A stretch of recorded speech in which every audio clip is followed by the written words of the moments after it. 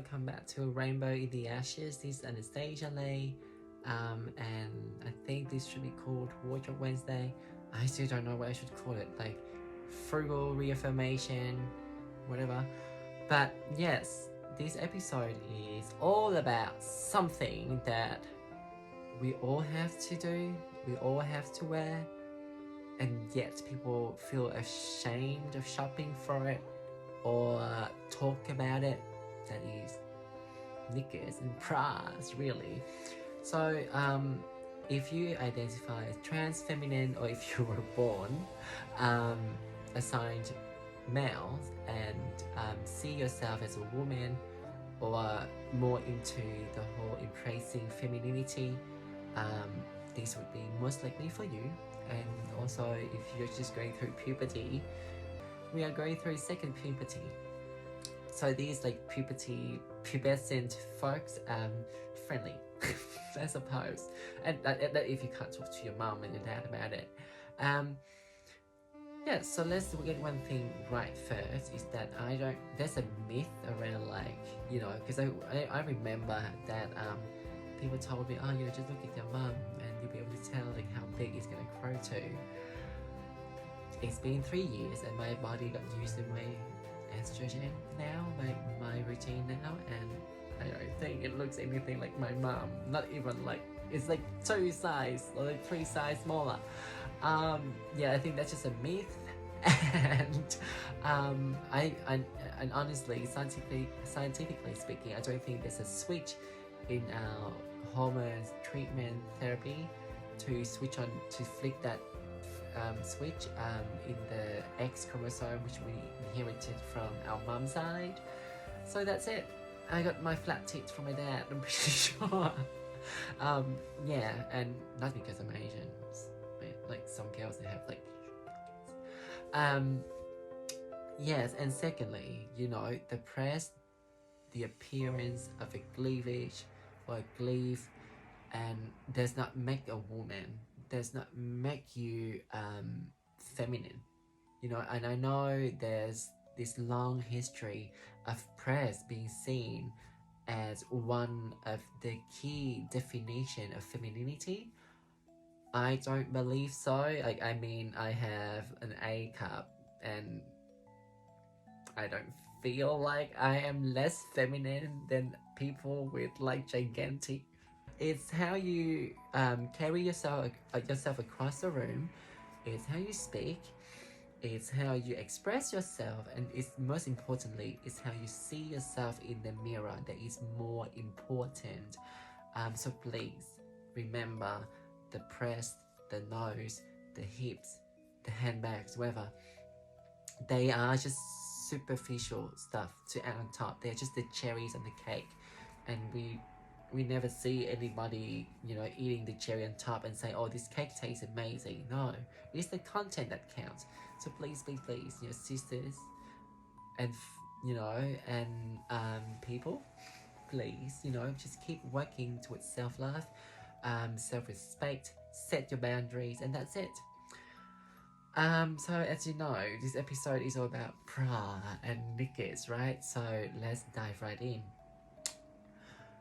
Anything invented by men for women, they are not for women. From my personal experience, I feel like they are tools to torture women, to get us to buy more stuff, and so that we cannot establish our financial security, to be honest.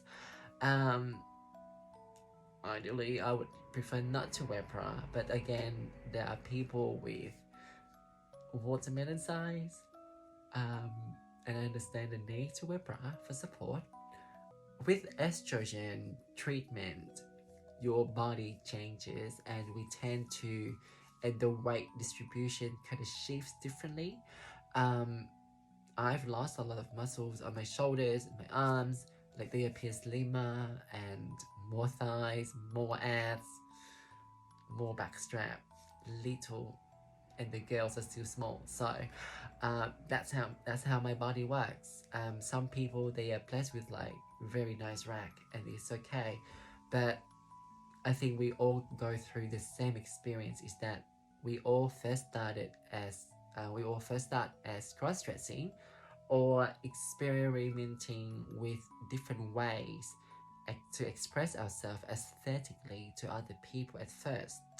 And so, and I still remember like my excitement just to when I first discovered myself, I would jump up and down, go straight to, and I would go straight to um, the intimate section at the department store, and I would spend money on it, and I would spend money on bras, and just to try to reaffirm myself aesthetically. Um, that was a mistake. I burned my money at the wrong place. I did, yeah, so I made a mistake, so you don't have to. It should be easier now for you to get access to quality bra that fits you. When I first started, and I'm pretty sure it happened to a lot of people before me too, was that, you know, the people who works in retail would look at us, laugh at us, or giving us very uncomfortable look to the point where we just had to excuse ourselves and leave the room. Things have changed for the last 3 to 4 years. Most of them should be trans friendly, and they would do their best to support you and find you and help you find what you need, so you don't have to stress about it. The first thing is that let's talk about band size, because that is really important. You have to keep in mind that you will start to have a bit more here and here. So I would suggest you, if you're not on estrogen yet, or at the very beginning of it, the band size should go like a size bigger, just in case, and buy something like this. So this is like a cupless bra, and the reason why I suggest it, and also maybe invest for this, because bras are expensive. I don't understand why. Like undergarments, so little fabric, so much money. Don't understand why. Please help me explaining this. I wonder if they give us a tax cut whenever we buy underwear these days. This person to me is really helpful than the spaghetti stringy strap, because you know, when you have a band this size, it helps concealing the poking bit when you gain a bit of meat around here. And the reason why I suggest the cupless bra is that because it's more flexible. You can always insert those adhesive bra to stick on and to fill it up, just to make sure that, you know, it fits this perfectly. Or you can just get like a chicken fillet and lift this up, and because it's so versatile, you can actually use it throughout your entire transitioning journey with no issues and without spending too much money.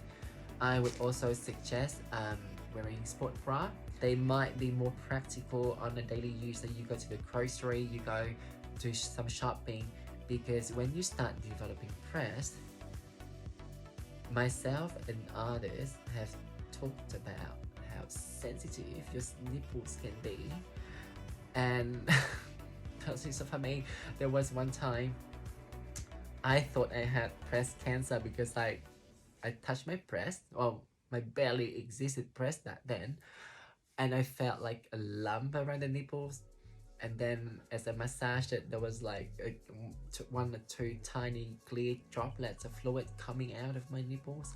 I thought I had breast cancer, but it's just how you develop breast. And there's extremely sensitive, and any direct contact with them with force would be really excruciatingly painful. So, or when you start to feel like there's certain sensitive around them, please wear some sport bra, or at least some kind of protection for them.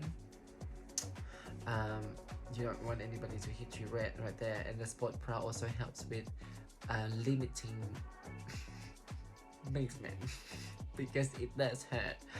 And then as you go a bit further with your journey, I mean, you can always start buying balconette cut bra, and most of balconette cut bra, they would have the fillet or like the padding underneath to push it up which then would create more of a gleeve if you plan to wear something with a with a deeper neckline like this. I know that we all want to feel confident and our best self, but as I have said, this is just the cherry on top. So do not stress too much, and I don't want you to spend so much money on them. It's not worth it. And I would highly suggest you to buy something in breathable fabrics.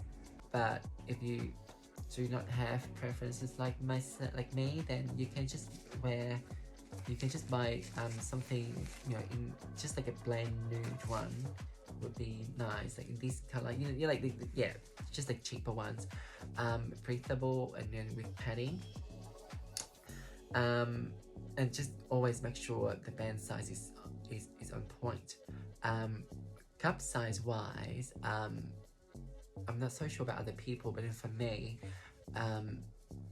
it even though an A cup may not fit it properly, but then a B cup is too big, I would still go for a B cup with push up, because we do, if you transition quite late in life, like after the age of 25, we do have broader looking upper body, and by wearing a B cup, it helps to create that illusion, reducing the size of our torso, really.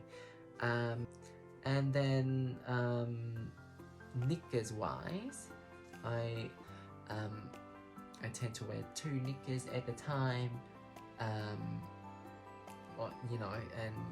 especially when I haven't had sex for so long, every man turns me on.